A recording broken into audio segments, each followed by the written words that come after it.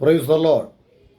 പാപമോചനത്തിനായി ഉപയോഗിക്കേണ്ട നാമം ഏതാണ്? ലൂക്കോസ് 24:47. അവൻ്റെ നാമത്തിൽ മാനസാന്തരവും പാവമോചനവും യെരുശലേമിൽ തുടങ്ങി പ്രസംഗിക്കപ്പെടണം. ആരുടെ നാമത്തിൽ? യേശു ക്രിസ്തുവിൻ്റെ നാമത്തിൽ. അത് യെരുശലേമിൽ തുടങ്ങിയോ? തുടങ്ങി. അതെവിടെ അതിൻ്റെ തെളിവ്?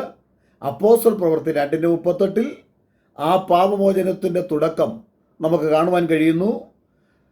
അപ്പോസ്തല പ്രവൃത്തി 2:38 നിങ്ങൾ മാനസാന്തരപ്പെട്ട് നിങ്ങളുടെ പാപങ്ങളുടെ മോചനത്തിനായി ഓരോരുത്തരും യേശു ക്രിസ്തുവിൻ്റെ നാമത്തിൽ സ്നാനമേൽപ്പിൻ, എന്നാൽ പരിശുദ്ധാത്മാവെന്ന ദാനം ലഭിക്കും. അപ്പോൾ പാപമോചനത്തിനു വേണ്ടി ഉപയോഗിക്കേണ്ട നാമം യേശു ക്രിസ്തുവിൻ്റെ നാമമാണ് എന്ന് ഒന്നല്ല അനവധി തെളിവുകൾ വിശുദ്ധ ബൈബിളിലൂടെ നമുക്ക് കാണുവാൻ കഴിയുന്നു.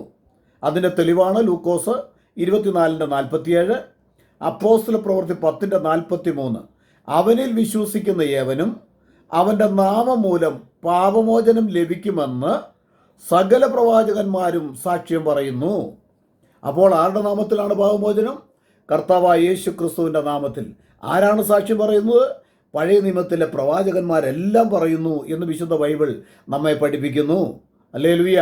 അപ്പോൾ ഈ പഴയ നിയമത്തിലെ പ്രവാചകന്മാർ പറഞ്ഞിരിക്കുന്നു വിശ്വസിക്കാത്തവരാരാണ്? അവർ മന്ദബുദ്ധികളാണെന്ന് യേശു ക്രിസ്തു ലൂക്കോസിൻ്റെ സുവിശേഷം 24-ാം അധ്യായത്തിൻ്റെ 25-ാം വാക്യം നമ്മൾ വായിക്കുമ്പോൾ അവിടെ കാണുവാൻ കഴിയുന്നുണ്ട്. ഇനി അടുത്തതായിട്ട് അപ്പോസ്തല പ്രവൃത്തി 22:16.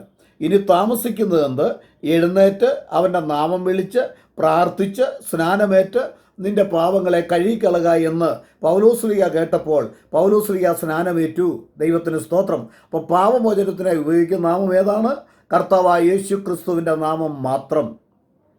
മത്തായിയുടെ സുവിശേഷം 1:21 നമ്മൾ വായിക്കുമ്പോൾ അവൻ തൻ്റെ ജനത്തെ അവരുടെ പാപങ്ങളിൽ നിന്ന് രക്ഷിപ്പാനിരിക്കൊണ്ട് നീ അവൻ യേശു എന്ന് പേരിടണം. അപ്പോൾ യേശു എന്നുള്ള പേരിൻ്റെ അർത്ഥം പാപമോചനത്തിന് വേണ്ടി രക്ഷിക്കാനുള്ള രക്ഷയുടെ നാമമാണ്. ഹല്ലേലൂയ. കൊലോസ്യർ 1:14 അവനിൽ നമുക്ക് പാപമോചനം എന്ന വീണ്ടെടുപ്പുണ്ട്. ആരിൽ? യേശുവിൽ.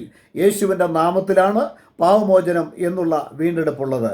അപ്പോസ്തല പ്രവൃത്തി 5:28 അവൻ്റെ നാമത്തിൽ ഉപദേശിക്കരുതെന്ന് ഞങ്ങൾ നിങ്ങളെ തർജ്ജനം ചെയ്തു, പക്ഷേ നിങ്ങൾ അവൻ്റെ നാമം അല്ലെങ്കിൽ നിങ്ങളുടെ ഉപദേശം യെരുശലേമിൽ മുഴുവൻ നിറച്ചു, അവൻ്റെ രക്തം ഞങ്ങളുടെ മേൽ വരുത്തുവാൻ ഇടയാക്കി. അപ്പോൾ യേശുവിൻ്റെ നാമം എവിടെ ഉപയോഗിക്കുന്നുവോ അവിടെ കടന്നു വരുന്നത് യേശുവിൻ്റെ രക്തമാണ്. യേശുവിൻ്റെ രക്തത്തിലുള്ള വിടുതലാണ്. യേശു ക്രിസ്തുവിൻ്റെ രക്തം സകല പാപവും പോക്കി നമ്മെ ശുദ്ധീകരിക്കുന്നു. ഹല്ലേലൂയ. ദൈവത്തിന് സ്തോത്രം. 1 യോഹന്നാൻ 1:12 കുഞ്ഞുങ്ങളെ, നിങ്ങൾക്ക് അവൻ്റെ നാമത്തിൽ നാമനിമിത്തം പാപങ്ങൾ മോചിച്ചിരിക്കിയാൽ ഞാൻ നിങ്ങൾക്ക് എഴുതുന്നു. അപ്പോൾ പാപമോചനത്തിനുള്ള നാമം ഏതാണ്? കർത്താവായ യേശു ക്രിസ്തുവിൻ്റെ നാമമാണ്. ആ പാപമോചനം ലഭിക്കണമെങ്കിൽ എന്തു ചെയ്യണം? അവൻ്റെ മരണത്തിന് പങ്കാളിയാകുന്ന സ്നാനത്താൽ നിങ്ങൾ അവനോടുകൂടെ അടക്കപ്പെടണം. അതെങ്ങനെ സാധിക്കും? അത് സാധിക്കുന്നത് നിങ്ങൾ മാനസാന്തരപ്പെട്ട്, അതാണ് മരണം, മാനസാന്തരപ്പെട്ട് നിങ്ങളുടെ പാപങ്ങളുടെ മോചനത്തിനായി ഓരോരുത്തൻ യേശു ക്രിസ്തുവിൻ്റെ നാമത്തിൽ സ്നാനമേൽപ്പിൻ, എന്നാൽ പരിശുദ്ധാത്മാവ് കിട്ടും. പാപമോചനം ലഭിക്കുമ്പോൾ പരിശുദ്ധാത്മാവിൻ്റെ പ്രവൃത്തി അവിടെ ഉണ്ടാവുകയാണ്. ആമേൻ. ഈ വചനങ്ങളാൽ ദൈവം നിങ്ങളെ അനുഗ്രഹിക്കുമാറാകട്ടെ.